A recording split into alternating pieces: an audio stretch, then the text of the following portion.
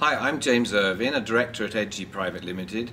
We're a learning and development consultancy focusing on helping companies to achieve performance acceleration in their people.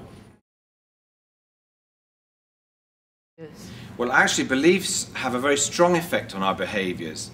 Let me step back a moment and say that most of the time we try to change our behaviours by learning new skills or trying new ways of communicating, but often that doesn't work because we haven't addressed the fundamental drivers, our thinking patterns and our beliefs, which determine our behaviours.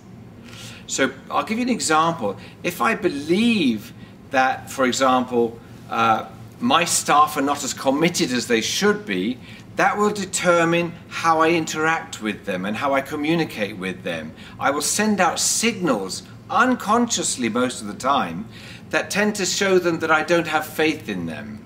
And of course the results from that will not be what I really want.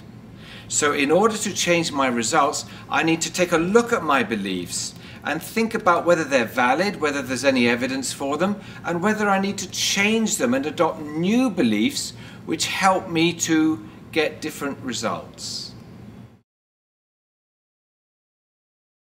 Well, we all say to ourselves, I can't change my thoughts, I'm a victim of whatever thoughts come into my mind at any one time.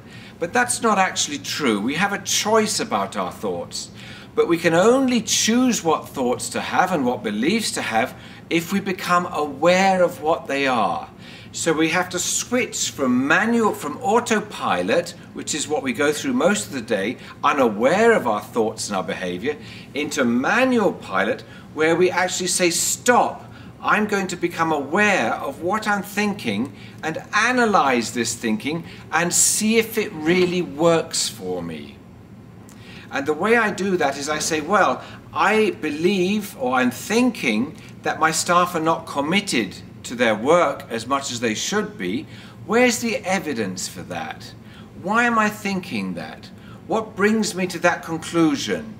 And by analyzing my thoughts, I can begin to change them and decide to take on new, more useful thoughts, such as, well, maybe they are committed to their jobs. Maybe there's another reason why they're behaving the way they do. Maybe there are other reasons that I haven't looked into before.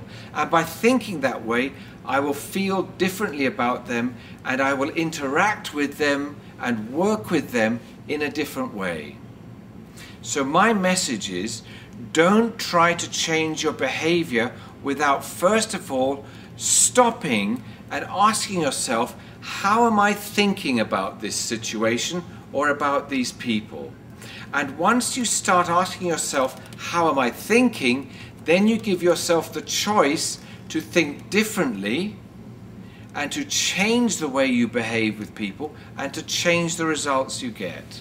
So let's change the way we work these days. Instead of focusing on behaviors, let's focus on our thinking patterns and our mindsets. And once we have control of our thoughts, then we will be able to get control of everything that follows them, our behavior, our feelings, and our results.